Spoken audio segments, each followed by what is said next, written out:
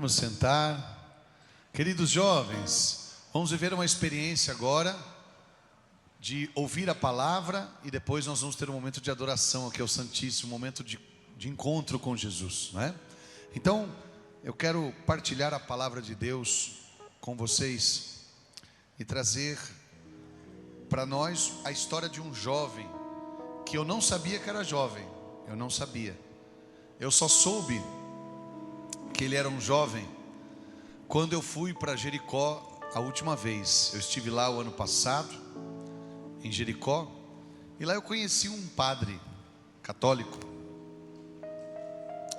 E esse padre contou uma história muito interessante para mim da tradição de Jericó, que é Bartimeu. A história dele, quem quiser me acompanhar, tem a Bíblia aí, Evangelho de São Marcos, capítulo 10. Evangelho de São Marcos, capítulo 10.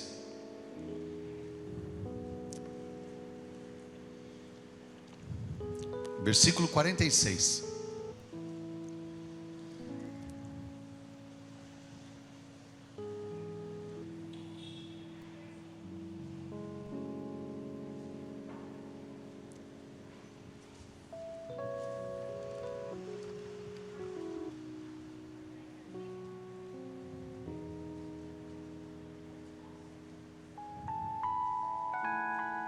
Amém?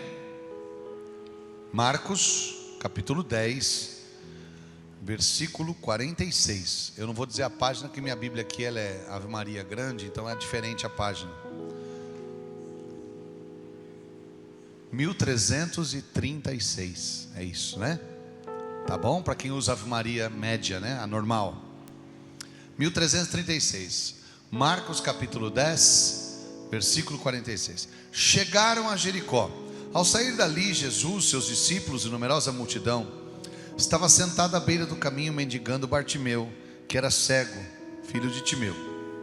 Sabendo que era Jesus de Nazaré, começou a gritar: Jesus, filho de Davi, tem compaixão de mim. Muitos o repreendiam para que se calasse, mas ele gritava ainda mais alto: Filho de Davi, tem compaixão de mim. Jesus parou e disse: Chamai-o. Chamaram o cego, dizendo-lhe: Coragem, levanta-te, ele te chama. Lançando fora a capa, o cego ergueu-se de um salto e foi ter com ele. Jesus, tomando a palavra, perguntou-lhe: Que queres que te faça? Rabone, respondeu-lhe o cego, que eu veja. Jesus disse-lhe: Vai, a tua fé te salvou. No mesmo instante, ele recuperou a vista e foi seguindo Jesus pelo caminho. Palavra da salvação. Presta bem atenção na pregação, tá? Assim a gente não precisa ficar falando várias vezes a mesma coisa. Então eu vou passar assim bem rápido pela história de Bartimeu, para a gente compreender quem era. Ele não é cego de nascença, primeiro ponto. Ele perdeu a visão. Claro que a gente não tem como saber qual foi a realidade que fez ele perder a visão, mas aconteceu algum acidente, alguma coisa fisicamente falando, que fez ele perder a visão. Bartimeu é diferente da cura daquele cego que Jesus curou de nascença em João capítulo 9. Lá fala a idade dele. Ele já tinha quase 40 anos. Aquele outro cego, que foi cego de nascença. Porque na hora do tribunal lá, eles falam, né, os pais falam: ele já tem mais de 40 anos, ele pode falar por si. Então ele já era mais velho. Ele era cego de nascença. Já Bartimeu não era cego de nascença, ele ficou cego, ele voltou a enxergar. E o mais bonito de tudo aqui é que a Bíblia faz duas referências para mostrar que ele era ainda de pouca idade. Primeiro, porque ele chama Jesus de Rabone, de mestre. Era como mais ou menos chamar o Senhor de um conhecimento maior. Você é mais do que eu. Então Jesus ainda não tinha 33 anos, porque não tinha morrido na cruz ainda. Então Bartimeu era mais jovem e chama ele de Rabone, de mestre, se refere a ele. E segundo, porque faz referência ao seu pai, o filho de Timeu, como Tiago e João, que eram jovens. Tiago e João, filhos de Zebedeu. Olha que interessante isso, né? Por essa parte, por essa referência, dá para se entender que Bartimeu ainda era um jovem. Não dá para saber precisamente a sua idade, mas era um jovem, abaixo dos seus 30 anos, de 20 e poucos anos por aí. Bartimeu era um jovem, o filho de Timeu. E na verdade, o grande drama de Bartimeu não era só a cegueira. Não era só a cegueira. O que eu vou falar aqui para você é muito importante para a gente saber por que Jesus devolveu a visão para Bartimeu. Olha só, a Bíblia fala assim que ele era filho de Timeu. Daí o nome dele, né? Bartimeu.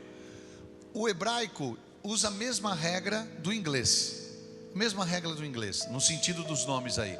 Como a gente fala Gerson, que na verdade é o filho do Ger. Edson, o som aqui é filho. Então, a mesma regra do inglês, o Jefferson, que é o filho do Ger, né?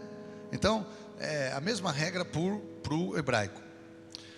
Bar, filho, Timeu, filho do Timeu. O Timeu quem era?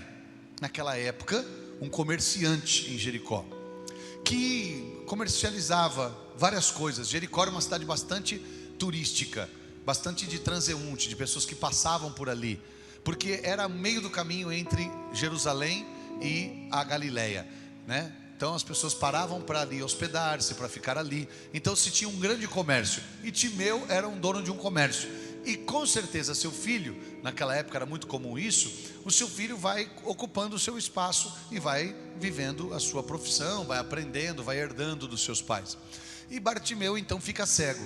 Naquela época, dois problemas acontecem. Um problema técnico, porque como é que ele pode ser comerciante sem ver? Como é que ele confere troco, mercadoria, como é que ele fala com as pessoas? E um problema religioso, que naquela época as pessoas tinham um preconceito muito grande com quem era cometido com uma doença assim, vamos falar de surpresa. Ou seja, você não era cego, ficou cego, então eles achavam que era um castigo de Deus. Era assim que eles reconheciam, interpretavam e faziam a leitura.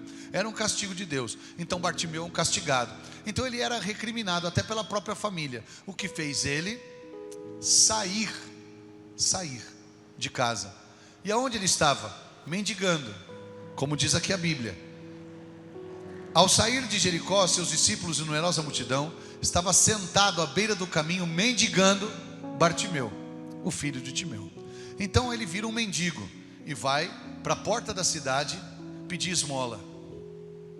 Como é uma cidade de muito transeunte, muita passagem, muitos turistas, ele fica ali pedindo esmola como um mendigo. Mas tem um detalhe aí. Que detalhe que é? Qual era a vestimenta das pessoas do povo? Vamos falar assim, dos plebeus, da multidão. Eles vestiam túnicas. Ou seja, eles tinham uma roupa só. Geralmente um adorno. Vocês já viram aqui quando lava pés os discípulos, né? Já viram como é? Tem uma roupa, um manto, uma túnica e às vezes um adorno. Só os mais ricos tinham uma capa por cima da roupa. Isso era um sinal de diferença.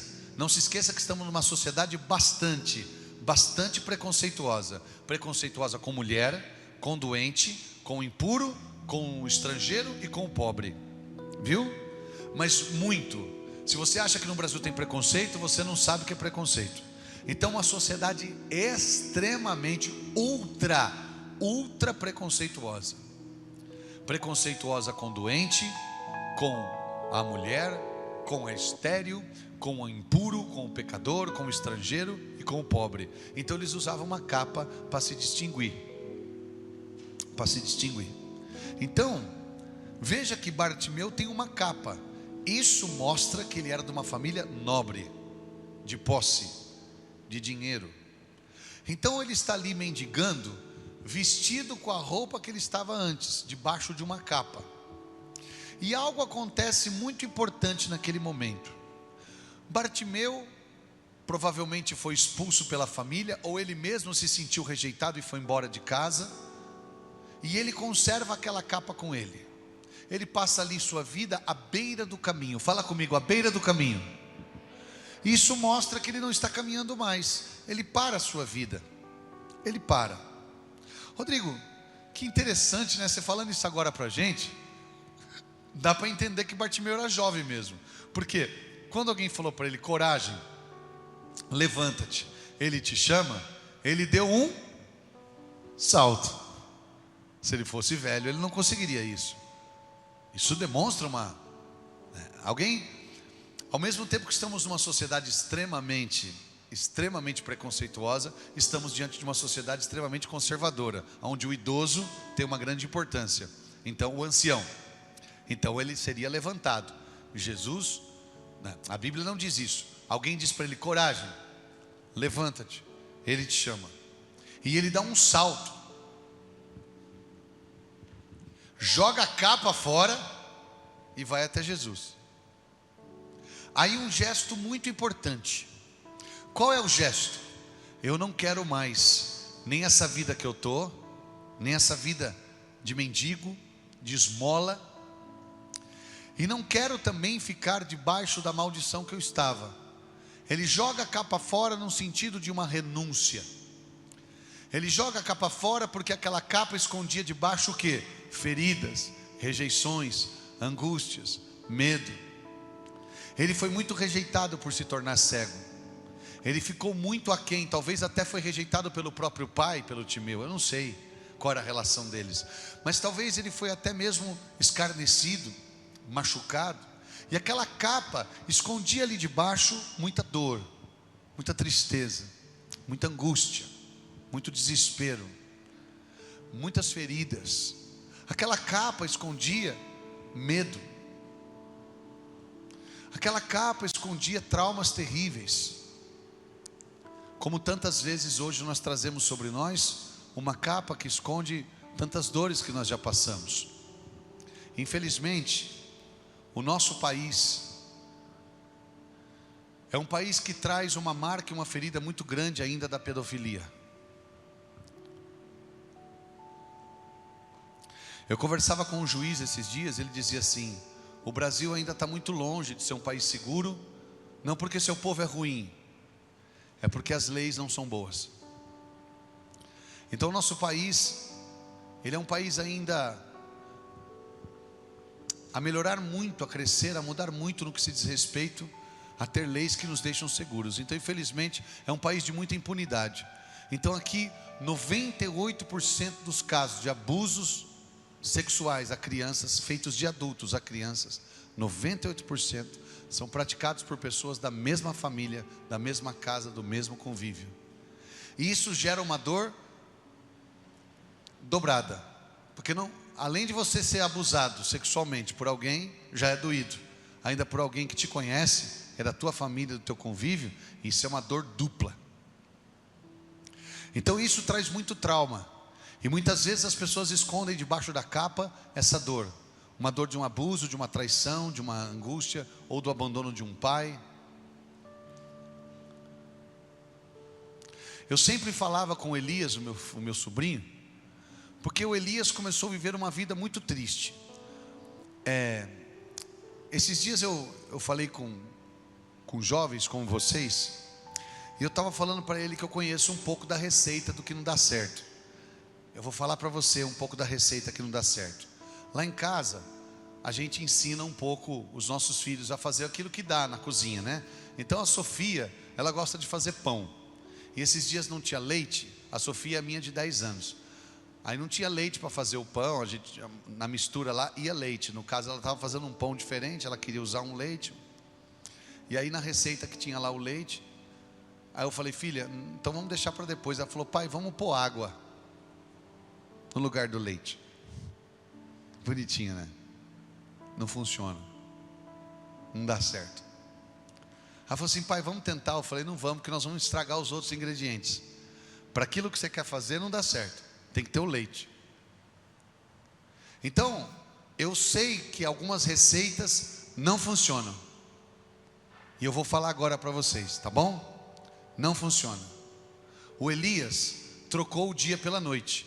Ele ficava à noite acordado no computador, jogando jogos não muito violentos, e ele ficava com um fone de ouvido falando com não sei quem a noite inteira no computador. E aí durante o dia ele não tinha força para ficar acordado. Aí já não estava indo muito na escola, faltava, não tinha força. Trocou o dia pela noite, ficava muito no computador falando com muita gente, com quem a gente não sabe o que está falando, né? Olha aqui pro tio aqui. Não vai dar certo. Não vai dar certo. Vai dar ruim. Vai zangar. E se eu encontrar sua mãe e o seu pai, eu vou dar 3 recados para eles, tá bom? Primeiro, fala para ele tirar o computador do quarto. E não pode ser à noite o computador, não pode. Primeiro conselho que eu vou dar para o seu pai. Segundo, se ele não obedecer, tira o computador da tomada. Puxa, desliga. Se mesmo assim ele não obedecer, tem uma coisa chamada pau, ferro. Dá no meio da tela e fala, sorrindo: é meu, eu que comprei. Eu rebento o computador. Sabe em nome de quem? Em nome seu, por você, pelo Elias. Eu rebentaria o computador. Eu rebentaria. Para ter meu sobrinho de volta, você acha que eu não quebro um computador? Se eu pudesse salvar meu sobrinho, podia ser um Macintosh, podia ser o que fosse, podia ser o computador mais evoluído do mundo. Podia ser um computador da Apple aí, desses caros. Um MacBook daqueles carão, bem carão. Mas no meio da tela. Para ter você, não funciona. Aí você fala, por que, Rodrigo? Porque isso não é normal. Não está na norma. Não está no fluxo da vida. Não está. E aí o Elias começou a não viver uma vida normal. Não participava das coisas. Na festa de família ele já não ia. No dia das mães ele não estava. Porque a gente sempre junta a panela lá em casa. Ele não queria estar com a família. Ele não queria estar no meio da gente. Vai dar ruim. Receita de dar errada. Vai dar ruim. E aí o Elias quer ser pessoa que não é. Aí um dia ele falou assim para mim, tio, eu vou ser um emo. Não, não vai ser. Não, porque você é gente, porque você vai ser um emo. Emo é aqueles caras que cortam o cabelo assim e fica andando com o cabelo aqui nos olhos.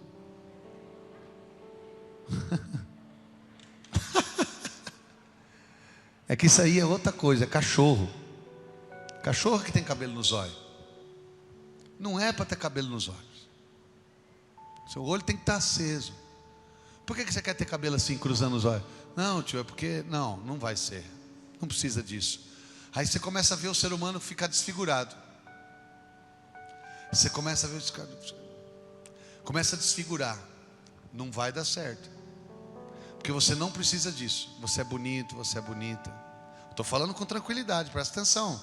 Estou equilibrado aqui. Senão eu fico falando que não doido, gritando aqui. Você acha que eu estou desequilibrado? Eu estou tranquilo. Aí começa a não dar certo. E debaixo daquela capa toda, a gente começa a juntar muita capa. Aí começa a vir outras coisas. Começa a vir a maconha, começa a vir a droga, começa a vir a revolta, começa a vir a rebeldia, começa a vir um monte. Não vai dar certo, porque debaixo dessa capa aí tem o que mesmo? Tem uma ferida. Debaixo dessa capa aí tem uma história machucada. Debaixo dessa capa aí tem uma história mal resolvida. Debaixo dessa capa aí tem um vazio e uma carência. E quando Jesus chama Bartimeu, o que ele faz? Ele tira a capa. E ele fica só com uma pele. E ele vai até Jesus. Desculpa te falar isso, mas infelizmente, por causa do que aconteceu na vida da gente, às vezes ficamos na beira do caminho. Por causa do que acontece na vida da gente, a gente fica na beira do caminho. Eu vou falar, né? Aconteceu, né? Que já. Vocês estão aqui, nem sei se ele está aqui. O Adrian está aqui ainda? O Adrian já foi embora. O Adrian está aqui? Foi embora o Adrian? Eu atendi o Adrian agora ali. Eu falo mesmo. Atendi agora o menino ali, que estão no meio do retiro aqui. Vocês estão fazendo retiro, né? Atendi um menino ali na sala do padre agora no intervalo, viu? Ele estava aqui. Estava aqui o Adrian. Menino bonito.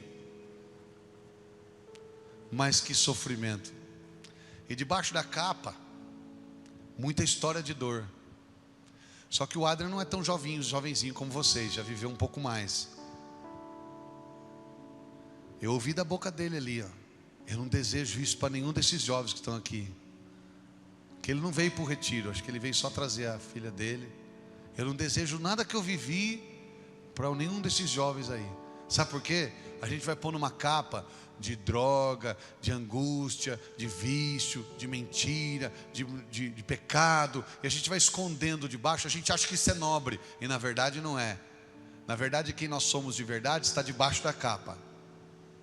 A nossa verdadeira identidade, quem nós somos de verdade, está debaixo da capa. Era bom que ele estivesse aqui para poder falar para vocês: ó, gente, não faz isso aqui não, que vai dar ruim, vai dar errado. Igual eu estou fazendo do Elias aqui, vai dar errado, vai dar ruim. Aí um dia o Elias chegou para mim e falou assim: tio, eu falei para ele, por que você não está indo mais na missa? Falei para Elias. Ele falou: tio, porque eu acho que eu não acredito mais.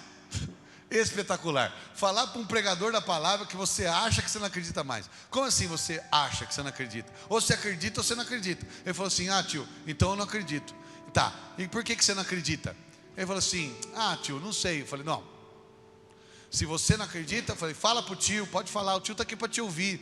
Ele falou assim: tio, eu não acredito mais na Bíblia, porque a Bíblia foi escrita por homens. Eu falei: ah, vá. É verdade que a Bíblia foi escrita por homens? É. E você achava que foi escrito por quem? Porque a Bíblia foi escrita por homens. Até hoje você achava que quem escreveu a Bíblia foi quem? Os anjos? O anjo não escreve, filho. O anjo não tem caneta, irmão. A Bíblia foi escrita por homens, por um monte de homens, por sinal. Só que por homens inspirados pelo Espírito Santo. E a Bíblia é o livro da revelação. Aí ele falou: então, tio, eu estou meio confuso. Eu falei: Elias, quem falou para você? Oi, quem falou para você que a Bíblia não é de Deus? Ele falou: ninguém, tio. Eu falei: falou. Porque uma pessoa como você, desse jeito aí, não está falando isso por si só. É alguém que está falando isso para você. Quem você está ouvindo, Elias? Com quem você está conversando? Ele falou: tio, não quero falar sobre isso.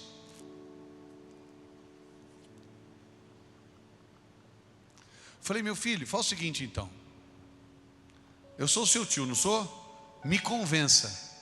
Me converta. Me converta. Você não vai perder seu tempo. Se você me convencer, eu me converto ao que você falar. Por que que a Bíblia não é de Deus? Por que que a Bíblia não é palavra? Me prova. Que pesquisa você fez? Quantos anos durou a pesquisa para você chegar a essa conclusão? Não, tio, eu não fiz pesquisa. Tio, eu não fiz pesquisa. Falei: então como você chegou a essa conclusão? Eu não sei, tio, eu estou confuso. Falei: Elias, como é que chama a rua debaixo da sua casa? A de baixo lá. Ele falou: não sei, tio. Mas como que você não sabe o nome da rua de trás da sua casa e você quer saber da Bíblia? Que pretensão é essa? Que presunção é essa? Que amebabilidade é essa? Que vem da palavra ameba. Amebabilidade. Que ignorância é essa? Onde você tirou isso? Você falou: não, tio, não é nada disso. Eu tô confuso, tio. Como que você chega numa conclusão dessa sem pesquisa, sem estudo, sem... Como? Deixa eu falar uma coisa aqui para vocês, irmão. Olha aqui para o tio aqui, ó. Para você se transformar num ateu, para você ser ateu de verdade, você tem que estudar pra caramba. Não vai na onda dessa turma que fala que é ateu, que nunca leu a Bíblia, não conhece a igreja, não sabe nada, não conhece. Eu falei para um professor, nós tivemos um problema na cidade de Franca, interior de São Paulo, em que os alunos cristãos estavam sendo perseguidos dentro de uma faculdade estadual, por professores. E o bispo, Dom Paulo Belotto, teve que intervir, sabia? E conversar lá para que os alunos cristãos estavam sendo perseguidos, entre aspas, né? Então estava tendo aqui uma espécie de... Vocês sabem que existe isso dentro de universidade. Quem era cristão era rechaçado, quem era cristão era menosprezado. Então eu fui conversar com um professor de história. Eu falei assim: irmão, o que você conhece da igreja? Nada. O que você leu? Nada. Você é católico? Não. Vocês lêem a Bíblia? Não. Mas por que você está falando que você não sabe, irmão? Porque eu sou ateu. Não, você não é ateu. Você decidiu não acreditar em Deus. Isso não tem nada a ver com ateísmo. Para você provar que Deus não existe, você tem que ter muito fundamento, irmão. Você não tem. Para provar, porque você está falando ateu, a preposição a, teu, vem de teos, do grego, Deus. Ateu significa eu nego a Deus, ele não existe. É negação a Deus. Não é um sentido de não crer em Deus, porque quem não crer em Deus é chamado de pagão. Eu não acredito. Agora, você falar que Deus não existe, você tem que provar isso, irmão. E você não pode, você não consegue. Então veja você, que o Elias começou a ouvir uma turma que não ajuda, não vai dar certo, vai dar ruim. E eu sei que vocês têm a mesma mania. Fica ouvindo gente na internet, vendo blog, internet, vídeos e ouvindo gente que não te ajuda. Não vai dar certo, vai dar ruim, não ouve mais. Para com essa turma, eles não vão acrescentar nada na sua vida. Eu estou falando aqui de coração. Pode parar. Essa turma não tem nada que te ensinar. Essa turma que se pronuncia ateu. E olha que eu não estou falando aqui dos ridículos como Felipe Neto, porque isso aí é ridículo. Isso aí não tem... Isso é uma pessoa completamente fora da realidade humana. É um ser humano aproveitador e é um ser humano completamente escroto. E ele sabe do que eu estou falando aqui, porque não sou só eu que falo. Gente da família dele fala para ele também: você está errado. Eu não estou nem falando desse tipo de gente. Esse nem se classifica. Eu estou falando daqueles que estão achando que está ajudando a humanidade e falando as coisas na cabeça dos jovens. E os jovens vão ouvindo. Ah, Rodrigo, você não sabe, você não conhece, você não escuta ele. Olha, se tem 40 milhões de pessoas seguindo esse cara, se é verdade isso, se esse número for verdade. Eu tenho só 20 mil seguidores no meu canal do YouTube só. É bem pouco, eu sei que é. Mas eu não compro seguidor também não. E muita gente também do que eu falo não quer ouvir eu. Agora, se 40 milhões quer ouvir ele, é porque ele está falando alguma coisa. E o que ele está falando não ajuda, não é bom. Não vai salvar, vai dar ruim. Estou falando para você. O grau de energumidade ali é grande. E é um anticristo, não é um ateu. Um antideus. Não vai dar certo. Bartimeu estava ali, à beira do caminho, ouvindo sussurrar de tudo isso. Bartimeu estava ali mendigando, ao passo de que ele era mesmo o quê? O filho de Timeu. Ele não era mendigo. E você não é mendigo para ficar mendigando, ouvindo coisas na internet, para você mendigar amor dos outros, para você, pelo amor de Deus, ai, me aceita, e não sei o que, e eu tenho que fazer o que para entrar nessa turma, eu tenho que fazer o que para entrar nessa gente, ah, eu quero ser como você, então vou me vestir igual, vou usar igual, vou falar igual. Não precisa disso. Você é maravilhoso, você é maravilhosa, está ótimo, está tudo bem com você. Você é uma pessoa única, não precisa disso. Você não precisa dessa mendigância, não precisa. Você é filho de Deus. Fala comigo, eu sou filho de Deus. Fala mais forte, fala, eu sou filho de Deus. Se tem alguém do seu lado, avisa ela, fala, você é filha de Deus também, você. Você não esquece disso. Você não precisa dessa mendigância. Não precisa. Você é alguém importante para Deus. Você não precisa ficar ouvindo pessoas que te colocam contra Deus, contra a igreja. Esses dias, um menino veio falar assim para mim, menino, igual vocês assim, ó, menino mesmo, veio falar assim para mim, tio, mas o Papa é rico e tem muita gente pobre. Eu falei, Quantas vezes você foi para Roma, irmão? Ele falou, nunca. Quantas vezes você visitou o Papa? Nunca. Quantos papas existem na igreja? Ele falou, não sei. Qual é o nome oficial do Papa? Ele falou assim, Francisco. Eu falei, não, isso não é o nome dele. Qual é o nome dele? Não sabe nem o nome do Papa. Sabe o que nós estamos sendo? Uma juventude eco, em vez de ser uma juventude voz. A gente só ouve e pá, só ecoa. Ah, por favor, papagaio não, você é mais do que isso, hein? Ouve aqui e pá.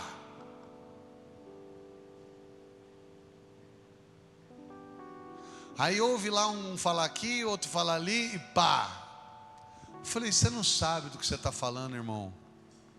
Você não sabe do que você está falando. E aí a gente fica ouvindo as coisas das pessoas. A definição de feminismo. Uma menina de 14 anos falou assim: feminismo é o direito das mulheres lutarem, é a luta das mulheres por direitos iguais. Quem falou isso para você? Ao ler no dicionário.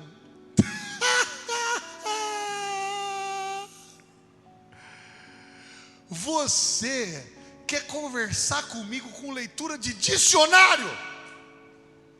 Ah, você está de palhaçada, cara. Você acha que feminismo é a luta da mulher por direitos iguais? Então pode parar com o feminismo, porque ela já tem direitos iguais diante de Deus e diante da... Aqui no Brasil já tem, na lei já. Todos são iguais perante a lei. Você não precisa lutar por direitos iguais. Nós já temos direitos iguais. O que você precisa lutar é por dignidade. Isso sim. E para isso você não precisa ser feminista. Você pode ser cristã. Porque não existe nenhum movimento no mundo que dá mais dignidade à mulher do que Cristo. Se você quer dignidade, você tem que ser cristã. Porque olha na Bíblia, estuda a mulher na Bíblia. Eu tive a graça de ler já várias vezes Gênesis, Apocalipse, para trás, para frente, frente para trás. Estuda mulher, porque quando eu falo assim, ó, eu vou estudar mulher na Bíblia, eu vou lá de Gênesis, vou vindo. Estuda mulher na Bíblia, e você vai ver que não tem nenhum livro do mundo, nenhuma religião, nenhuma instituição, associação, movimento, nada que valorize mais a mulher do que o cristianismo. Nada. Olha na Bíblia. Se você está falando de direitos iguais, direito por direito, já tem. Não precisa lutar por isso. Se você quiser falar de dignidade, aí sim. A dignidade é Deus que dá, de tratar a pessoa como ela merece. O que é dignidade? É honraria. Então, eu falei para aquele rapazinho do Papa. Falei, não é isso não, irmão. Alguém está falando na sua cabeça e não vai dar certo isso aí. Mas por baixo dessa capa tem uma história triste. Sabe qual é a história triste? A falta da voz de Deus, que tem que vir pelos pais, tem que vir pelos mais velhos, pela igreja, pelo catequista, pelo padre, pelo pregador. Então eu estou falando aqui para você que Bartimeu foi se escondendo debaixo daquela capa, a rejeição, a angústia, a cegueira, a dor, se sentindo a última pessoa do mundo. Imagina o filho de uma pessoa nobre pedindo esmola. Talvez ele queria envergonhar a família dele, até que um dia ele passa e ele pergunta: o que está acontecendo? Jesus passa, aquele alvoroço, aí ele pergunta, não nesse evangelho, mas no evangelho de Mateus, fala assim, na narrativa de Mateus: o que está acontecendo? Bartimeu pergunta. Alguém fala, é Jesus que passa. Aí ele começa a gritar: Jesus, filho de Davi, tem compaixão de mim. Por que compaixão de mim? Porque eu estou numa situação de miséria, de angústia, de tristeza, e ninguém consegue me ver. Eu não vejo ninguém e ninguém me vê. Olha que bonito que eu aprendi com esse padre que eu conheci lá em Jericó. O pior de Bartimeu não era ele não ver, o pior é que ninguém via ele. Forte isso, hein? Olha, o dia que esse padre me falou isso, eu falei, nunca mais vou esquecer isso. E o dia que eu tiver numa pregação com os jovens, eu vou lembrar. Que lindo isso, hein?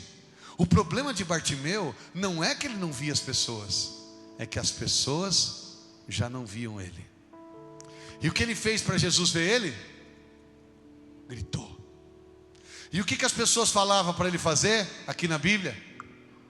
Cala, para, aqui ó, está aqui ó. As pessoas diziam, repreendiam para que se calasse, porque ninguém ligava mais para ele.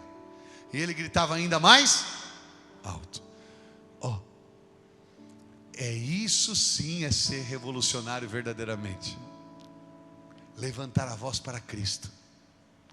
A oração, nada revoluciona. Olha, estou arrepiado aqui, ó. São João Crisóstomo: nada pode revolucionar mais o mundo do que você gritar para Deus, do que você clamar para o céu. A oração mudou muitas vezes histórias de civilizações, sim. Israel, quando estava na Babilônia, foi a oração que livrou eles. Israel, quando estava debaixo dos assírios, foi a oração que livrou eles. Do ataque de Holofernes, o grande general do exército de Nabucodonosor, foi a oração que livrou eles. A oração é o que mais pode revolucionar a vida de alguém. Em vez de ficar por aí andando nas praças, gritando, fora não sei o que lá, fora não sei o que lá, e grita daqui e grita de lá, e levanta a bandeira e vai daqui e vai de lá, e faz um negócio daqui e vai para lá, hein? Ei, tanta coisa, e faz um movimento. Para com essa gritação. Nada pode revolucionar mais uma situação do que a oração. Você conhece Martin Luther King? O grande revolucionário que lutou pela causa negra nos Estados Unidos, evangélico, cristão. Nada pode revolucionar mais uma sociedade do que gritar e clamar a Deus. A oração, quando Deus ouve, tem mais efeito do que a nossa voz que é gritada na sociedade. Mulheres, vocês querem revolução? Rezem, clamem a Deus, ora, adora a Deus, aí as coisas vão mudando.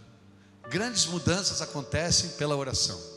Então Bartimeu começou a clamar: filho de Davi, porque ninguém ouvia ele mais gritando: esmola, esmola, esmola. Não. Aí ele fazia barulhinho com as moedas na latinha. Quando ele gritou Jesus, filho de Davi, alguém chegou para ele e falou assim: cala aí, para aí, ó. E ele gritava ainda mais alto. Quando quiserem calar você, quando quiserem tirar de você de Deus, fale ainda mais alto. E Bartimeu descobriu uma coisa: eu não posso ver, mas eu posso gritar. Eu não tenho visão, mas eu tenho garganta. E que garganta, hein? E aí Jesus para e fala: chama ele. Viu? No meio de uma multidão, Jesus escuta o grito de um. Ó, olha aqui para mim, ó. Psst. Teve um dia, vou contar a história para vocês. Eu estou rindo aqui, vai para não chorar. Veio um rapaz falar para mim assim: você pode fazer uma oração para mim? Eu estou muito triste. Eu falei: o que foi? Eu queria namorar, mas ninguém quer namorar comigo. Por quê? Você é tão bonito e tal. Ele falou: porque eu sou servente de pedreiro. Falou para mim, lá na cidade de Limeira. Eu falei: mas meu filho, você é servente de pedreiro, mas você é digno. Ele falou: mas eu sou servente de pedreiro e ninguém quer namorar comigo. Quando eu falo para a menina que eu sou servente, aí ela faz assim: servente? Servente?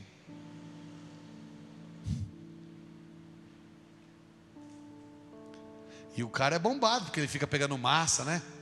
Bombadinho, forte, tá bonito. Eu falei: mas você não trabalha? Você não ganha seu salário? Eu ganho, mas quando eu falo que sou servente de pedreiro, ela não quer namorar comigo. Aí ele começou a chorar. Eu falei: não chora não, irmão, chora não, clama a Deus. Ele falou assim: sabe que hora que eu tenho vontade?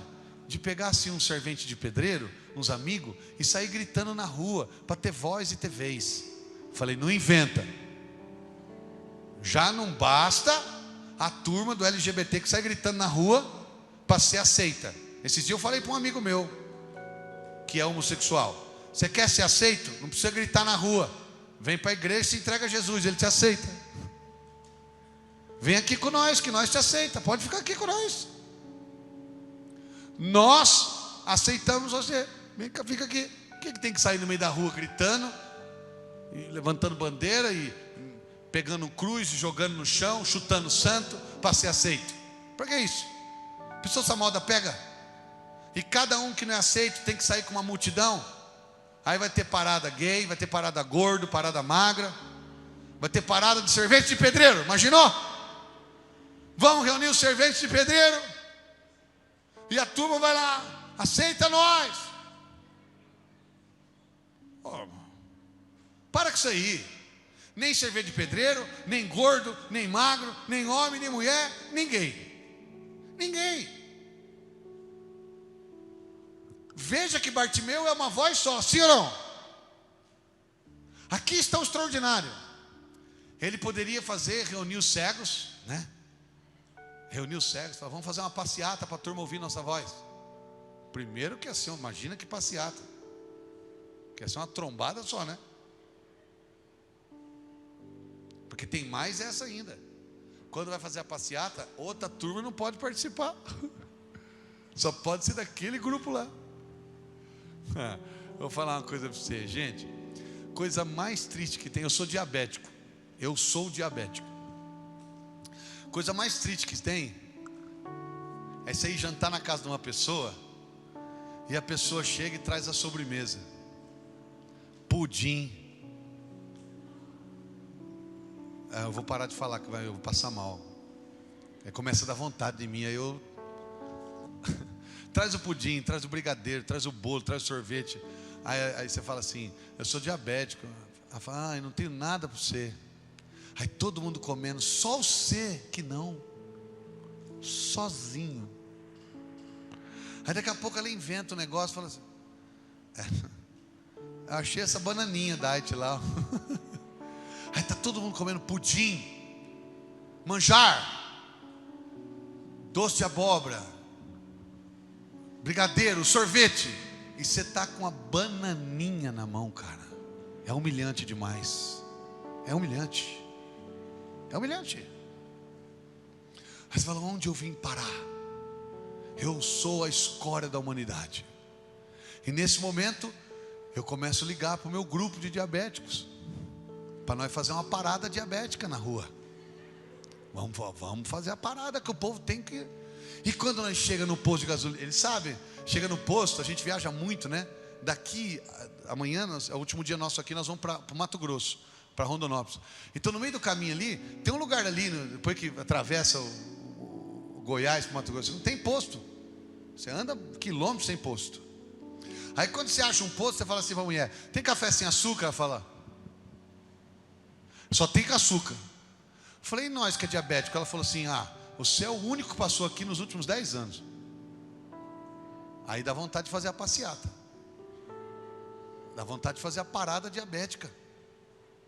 Aí eu quero ir lá na prefeitura. Olha o trabalho. Vou lá na prefeitura, tenho que falar com o vereador, tenho que pedir verba, porque eu não tenho, para cultura, para nós comprar um pouco de coisa, para pegar um carro de som, para contratar um show de um artista conhecido, para pôr em cima do caminhão para o povo olhar para nós e nós marchar na rua, diabético. E aí nós pega a imagem, pá, de Nossa Senhora, que ela não ajuda nós. E nós tem raiva dos cristãos. Por quê? O que o cristão te fez? Hein? O que o cristão te fez?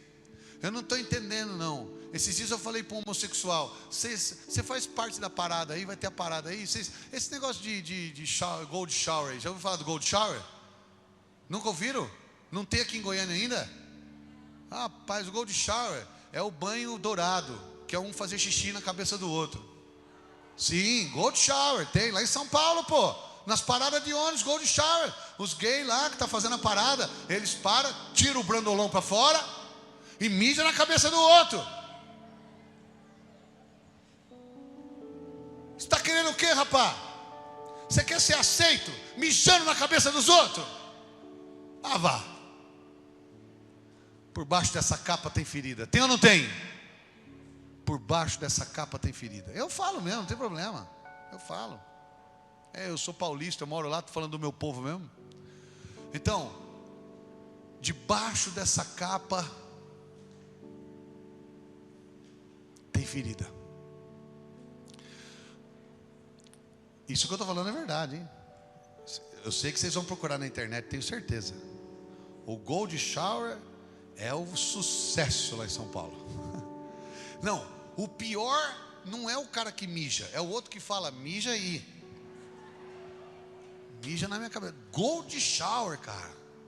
O banho dourado. Onde vai parar essa turma, gente? Você acha que isso é uma coisa de Deus?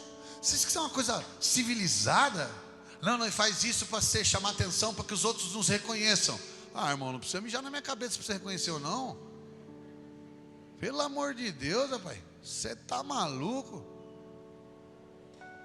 Isso aí não sai nunca mais do seu cabelo. Não? Tá com problema. Mas nós estamos numa geração meio disturbada, né? Que loucura é essa? Aí falei para o rapaz lá, eu falei assim, rapaz, você tá... ele falou brincando, ele falou assim, às vezes eu penso em reunir meus amigos, né? Ele que falou para mim, igual tem as paradas aí, né, dos LGBT, eu vou fazer a parada dos pedreiros e dos serventes dos pedreiros, para ver se as pessoas aceitam a gente. Falei, não inventa moda não, irmão, porque o Bartimeu conseguiu ser ouvido sozinho no meio da multidão, sim ou não? Sim ou não? Como que ele conseguiu ser ouvido? Vocês vão responder, vocês são inteligentes, atenção, para nós daqui a pouco começar a adoração aqui.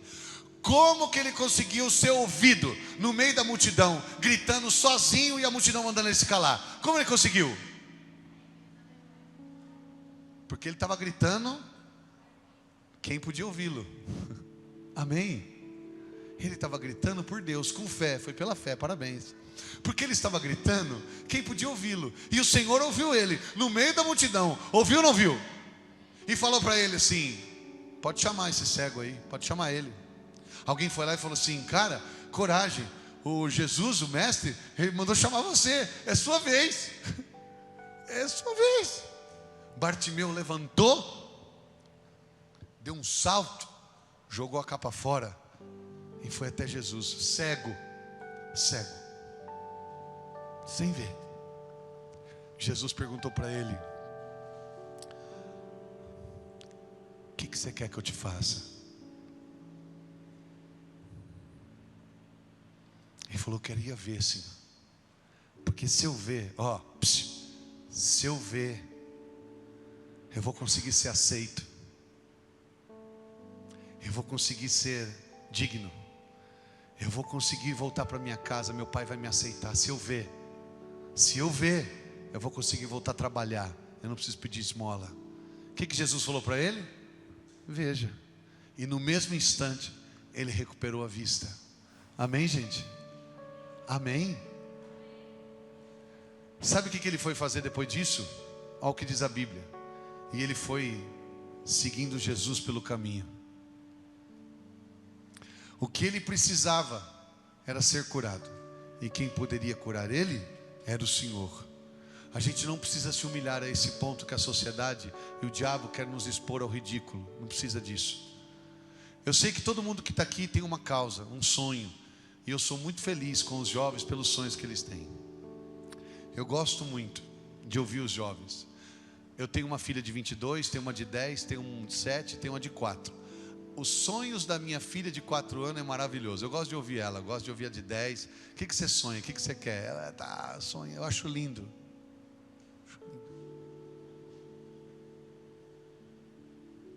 O que você quer?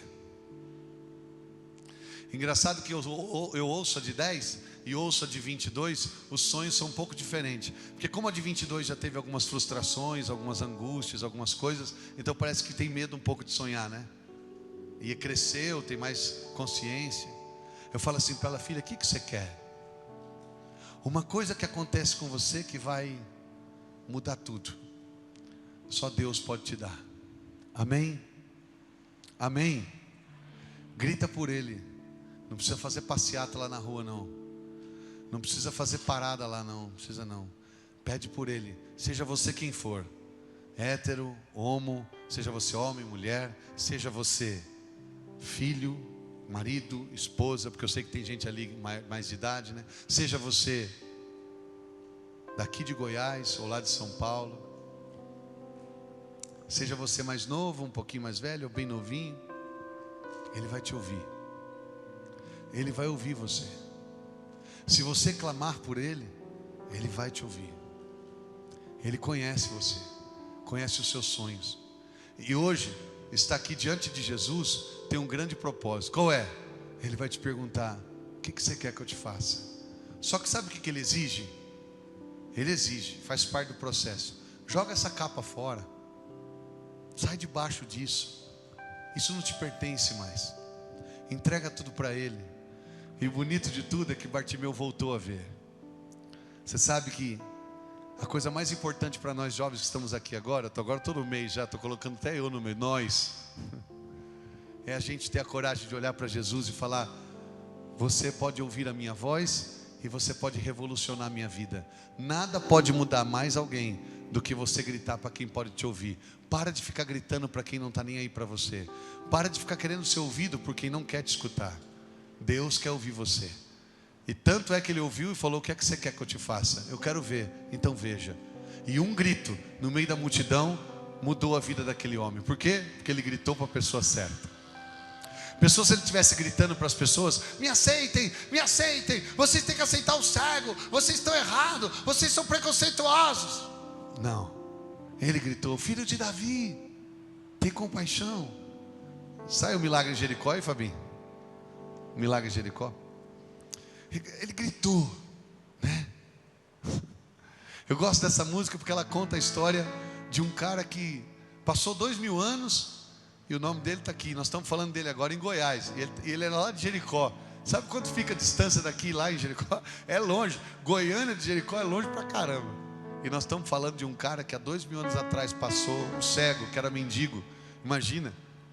Nós estamos falando de um cara que simplesmente ficou mendigo, cego, e mudou a vida e a história dele e a de muitos, porque a atitude dele ficou registrada na Bíblia. Pensa nisso. Jesus ama demais você, e Ele quer curar você. Ele quer curar a mim. Ele quer trazer ao meu coração. Ele quer curar a minha história, curar a sua.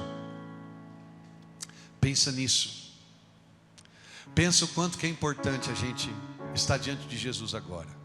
Aquele dia foi Bartimeu, hoje é a nossa vez.